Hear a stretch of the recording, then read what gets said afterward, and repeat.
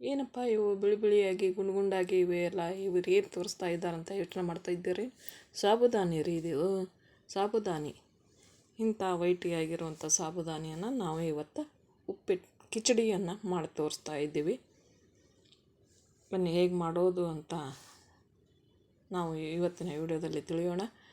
ನಮ್ಮ ಪಕ್ಕ ಉತ್ತರ ಕರ್ನಾಟಕದ ಶೈಲಿಯಲ್ಲಿ ನಾವು ಹೇಳಬೇಕು ಅಂದರೆ ಸಾಬುದಾನಿ ಉಪ್ಪಿಟ್ಟು ಅಥವಾ ಸೂಸ್ಲಾ ಅಂತ ಕರೀತಾರೆ ನೋಡ್ರಿ. ನೀವು ಕಿಚಡಿ ಅಂತ ಹೇಳ್ತೀರಿ ಅಲ್ವಾ. ಈ ಕಿಚಡಿಯನ್ನು ನಾವು ಹೇಗೆ ಮಾಡೋದು ಅಂತ ನಾವು ನೋಡ್ಕೊಳ್ಳೋಣ.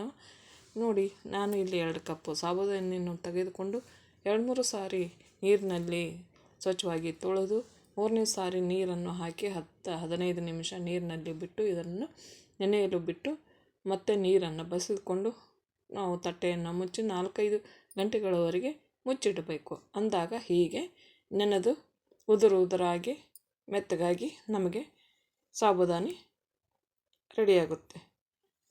ಈಗ ಅದಕ್ಕೆ ಒಗ್ಗರಣೆಯನ್ನು ತಯಾರು ಮಾಡಿಕೊಳ್ಳಬೇಕು. ನಾವು ಆ ಒಗ್ಗರಣೆಗೆ ಏನೇನು ತಗೊಳ್ತೀವಿ ಅಂತ ನೋಡೋಣ. ಇಲ್ಲಿ ದೊಡ್ಡದಾಗಿರುವಂಥ 2 ಈರುಳ್ಳಿಯನ್ನು ಚಿಕ್ಕ ಚಿಕ್ಕದಾಗಿ ಕಟ್ ಮಾಡಿ ಇಟ್ಕೊಂಡಿದ್ದೇನೆ. ಇಲ್ಲಿ ಕರಿಬೇವು, ಕೊತ್ತಂಬರಿ ಹಾಗೂ 1 ನಿಂಬೆಹಣ್ಣನ್ನು ಇಟ್ಕೊಂಡಿದ್ದೇನೆ. ಇಲ್ಲಿ ಹಸಿಮೆಣಸಿನಕಾಯಿ ಪೇಸ್ಟನ್ನು ನಾನು ತಗೊಂಡಿದ್ದೇನೆ. ಇಷ್ಟು ಒಗ್ಗರಣೆಗೆ ಬೇಕಾಗುತ್ತೆ. ಬನ್ನಿ ಹಾಗಾದರೆ ಇದನ್ನು ಮಾಡೋದು ಹೇಗೆ ಅಂತ ನಾವು ನೋಡೋಣ. ಇಲ್ಲಿ ಇನ್ನೂ ಒಂದು ಸ್ಪೆಷಲ್ ಇಂಗ್ರೀಡಿಯೆಂಟ್ಸ್ ಇದೆ, ಅದು ಏನು ಅಂತ ನೋಡೋಣ. ಇಲ್ಲಿ ಕಡಲೆಕಾಯಿ ಬೀಜ, ಇದು ಹಸಿದಾಗಿರುವಂಥ, ನಾವು ಹಾಗೆ ಹುರಿಯದೇ ಇರುವಂಥ ಕಡಲೆಕಾಯಿ ಬೀಜನ 1-2 ಸ್ಪೂನ್ ತೊಗೊಂಡಿದ್ದೇನೆ. ಇಲ್ಲಿ ಹುರಿದು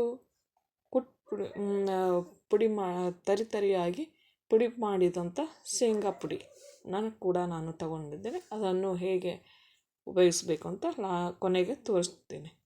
ಈಗ ಒಗ್ಗರಣೆಗಾಗಿ ನಾನಿಲ್ಲಿ ಸಾಸಿವೆ, ಜೀರಿಗೆ ಇದನ್ನೆಲ್ಲ ತಗೊಳ್ತೀನಿ ಮತ್ತು ಸಿಹಿಗಾಗಿ ಸಕ್ಕರೆಯನ್ನು ಉಪಯೋಗಿಸ್ಕೊಳ್ತೀನಿ. ಬನ್ನಿ ಸ್ಟವನ್ನು ಹಚ್ಚಿ ಬಾಣಲೆಯೆಲ್ಲ ಇಟ್ಕೊಂಡು ನಾವು ಇಲ್ಲಿ 3-4 ಟೇಬಲ್ ಸ್ಪೂನ್ನಷ್ಟು ಎಣ್ಣೆಯನ್ನು ಹಾಕ್ಕೊಳ್ತಾ ಇದ್ದೇನೆ. ಎಣ್ಣೆ ಕಾಯಬೇಕು. ಎಣ್ಣೆ ಕಾದಿದೆ ಇಲ್ವಾ ಅಂತ 1-2 ಸಾಸಿವೆಯನ್ನು ಹಾಕಿ ಚೆಕ್ ಮಾಡಿಕೊಳ್ಬೇಕು. ಕಂಪ್ಲೀಟಾಗಿ ಎಣ್ಣೆ ಕಾದ ನಂತರ ನಾವು ಸಾಸಿವೆ ಹಾಕ್ಕೊಳ್ಬೇಕು. ಸಾಸಿವೆ ಪೂರ್ತಿಯಾಗಿ ಚಟಪಟ ಅಂತ ಸಿಡಿಬೇಕು.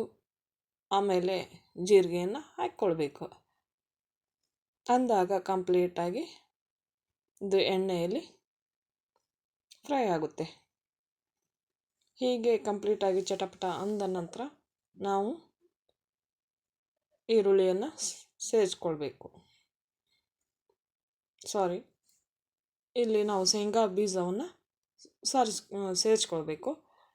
ಇದನ್ನು ಎಣ್ಣೆಯಲ್ಲಿ ನಾವು ಕೆಂಪಗಾಗುವವರೆಗೆ ಫ್ರೈ ಮಾಡಬೇಕು.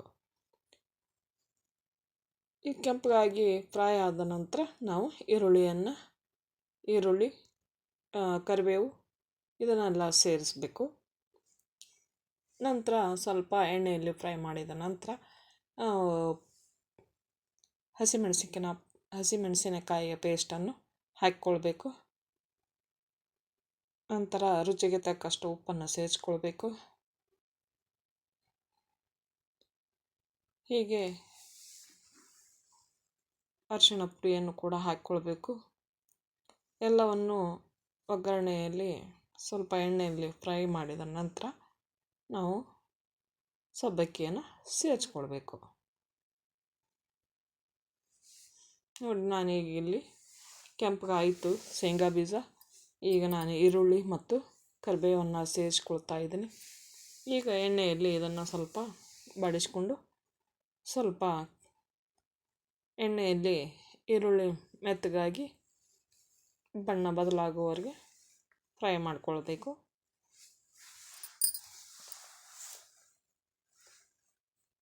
ಈಗ ಇಲ್ಲಿ ನಮ್ಮ ಖಾರಕ್ಕೆ ಎಷ್ಟು ಬೇಕೋ ಅಷ್ಟು, ಖಾರ ಕಮ್ಮಿ ತಿನ್ನೋರು ಆದರೆ ಕಮ್ಮಿ ಹಾಕ್ಕೊಳ್ಳಿ, ಜಾಸ್ತಿ ಬೇಕು ಅನ್ನೋರು ಜಾಸ್ತಿ ಹಾಕಿಕೊಳ್ಳಿ.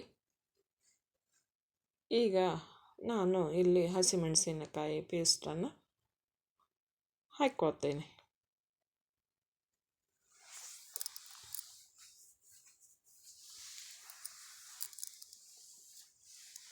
ನೋಡಿ ಎಷ್ಟು. ನಾವು ಸ್ವಲ್ಪ ಖಾರ ಜಾಸ್ತಿ ಉಪಯೋಗ ಮಾಡ್ತೀವಿ, ಹಾಗಾಗಿ ನಾನಿಲ್ಲಿ ಇಷ್ಟು ಹಸಿಮೆಣಸಿನಕಾಯಿ ಪೇಸ್ಟನ್ನು ನಾನು ಹಾಕ್ಕೊಳ್ತಾ ಇದ್ದೀನಿ.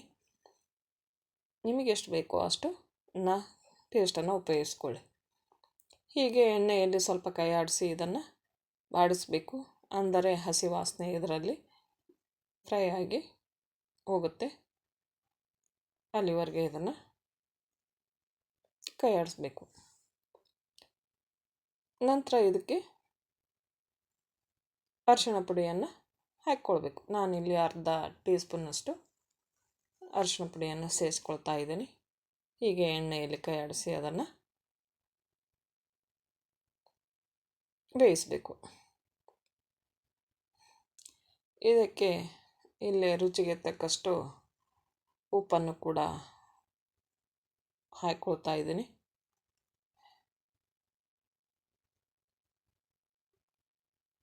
ಉಪ್ಪು ಕಮ್ಮಿ ತಿನ್ನೋರಾದರೆ ಕಮ್ಮಿ ಹಾಕ್ಕೊಳ್ಳಿ, ಸ್ವಲ್ಪ ಜಾಸ್ತಿ ತಿನ್ನೋರಾದರೆ ನೋಡಿ ಉಪ್ಪನ್ನು ಬಳಸಿಕೊಳ್ಳಿ. ಇದನ್ನು ಸ್ವಲ್ಪ ಕೈ ಆಡಿಸಿ ನಂತರ ಇಲ್ಲೇ ನಾವು ನಿಂಬೆಹಣ್ಣು ಉಪಯೋಗಿಸಿಕೊಳ್ಳುತ್ತಿರುವುದರಿಂದ ನಾವು ಇಲ್ಲಿ ಸಿಹಿಯನ್ನು ಸೇರಿಸ್ಕೊಳ್ಳೋದಕ್ಕೆ ನಾವು ಇಲ್ಲಿ ಸಕ್ಕರೆಯನ್ನು ಹಾಕಿಕೊಳ್ತಾ ಇದ್ದೇವೆ. ಈ ಒಗ್ಗರಣೆಯಲ್ಲೇ ಸಕ್ಕರೆಯನ್ನು ಹಾಕ್ಕೊಳ್ಬೇಕು, ಏಕೆಂದರೆ ಸಕ್ಕರೆ ದಪ್ಪ ಇರೋದರಿಂದ ಇದರಲ್ಲಿ ಒಗ್ಗರಣೆಯಲ್ಲಿ ಅದು ಕರಗಬೇಕು. ಆ ಕಾರಣಕ್ಕಾಗಿ ಒಗ್ಗರಣೆಯಲ್ಲೇ ನಾವು ಹಾಕ್ಕೊಳ್ಬೇಕು. ಈಗ ಸಕ್ಕರೆ ಕರಗಿ ನೋಡಿ, ಅದು ಎಣ್ಣೆಯಲ್ಲಿ ಬೆರೆತು ಅದು ಎಣ್ಣೆಯಂತೆ ರಸ ಬಿಟ್ಕೊಳ್ಳುತ್ತೆ. ಅಲ್ಲಿವರೆಗೆ ಇದನ್ನು ಸ್ವಲ್ಪ ಹೀಗೆ ಬಾಡಿಸ್ತಾ ಇರಬೇಕು. ನೋಡಿ, ರಸ ಬಿಟ್ಕೊಂಡು ಕುದೀತಾ ಇದೆ ನೋಡಿ, ಈ ಥರ ಆಗಬೇಕು. ಈ ಥರ ಆದ ನಂತರ ನಾವು ಇದಕ್ಕೆ ಸಬ್ಬಕ್ಕಿಯನ್ನು ಸೇರಿಸ್ಕೊಳ್ಬೇಕು.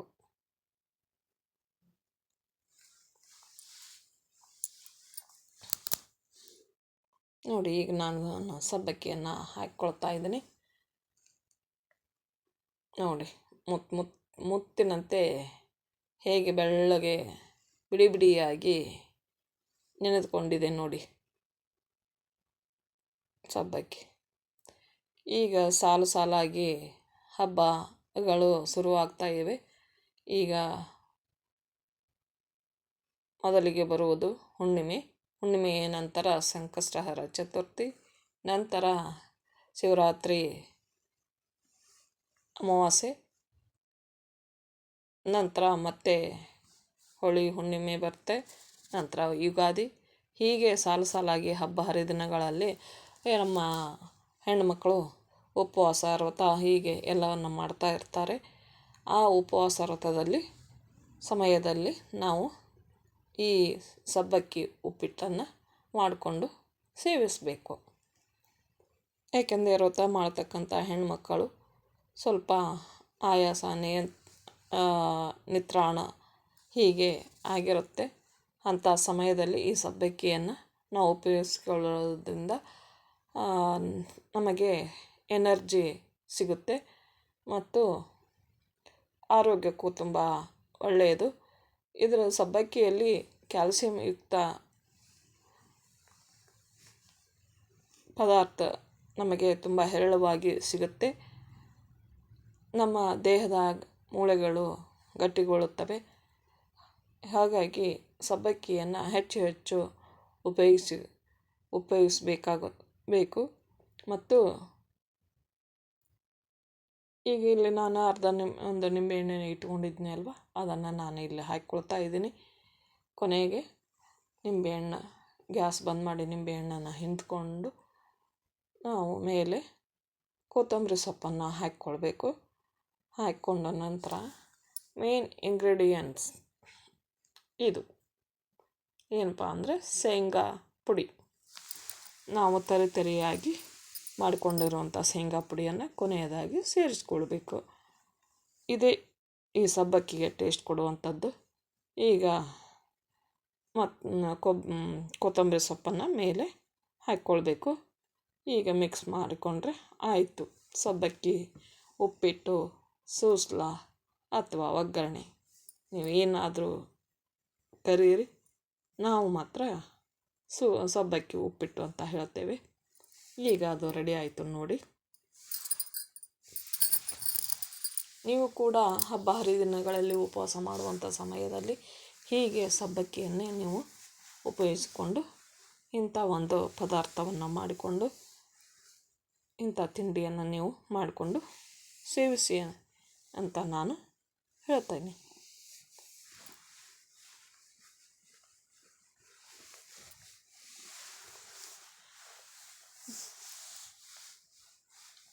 ನೋಡಿ, ಈಗ ಉಪ್ಪಿಟ್ಟು ರೆಡಿಯಾಗಿದೆ. ಇದನ್ನು ಟೇಸ್ಟ್ ಮಾಡೋಣ, ಹೇಗಾಗಿದೆ ಅಂತ ಟೇಸ್ಟ್ ಮಾಡಿ ನೋಡಿ ಹೇಳ್ತೇನೆ. ನೀವು ಕೂಡ ಈ ಥರ ಸಬ್ಬಕ್ಕಿ ಉಪ್ಪಿಟ್ಟನ್ನು ಹಬ್ಬ ಹರಿದಿನಗಳಲ್ಲಿ ವ್ರತಾಚರಣೆಯಲ್ಲಿ ಮಾಡುವಾಗ ನೀವು ಮಾಡಿಕೊಂಡು ಉಪಯೋಗಿಸಿಕೊಳ್ಳಿ. ನೋಡಿ, ನಾನು ಇಲ್ಲಿ ಟೇಸ್ಟ್ ಮಾಡ್ತಾ ನಿಮಗೆ ರುಚಿ ಹೇಗಿದೆ ಅಂತ ಹೇಳ್ತೇನೆ. ತುಂಬ ರುಚಿಯಾಗಿರುತ್ತೆ ಇದು ಸಬ್ಬಕ್ಕಿ ಉಪ್ಪಿಟ್ಟು. ನಮಗಂತೂ ತುಂಬ ಇಷ್ಟವಾದ ತಿಂಡಿ ಇದು. ಬೆಳಗ್ಗೆ ಬ್ರೇಕ್ಫಾಸ್ಟ್ ಆಗಲಿ ಅಥವಾ ಸಂಜೆ ಟೀ ಟೈಮಲ್ಲಿ ಮಾಡಿಕೊಂಡು ನೀವು ಕೂಡ ತಿನ್ನಿ.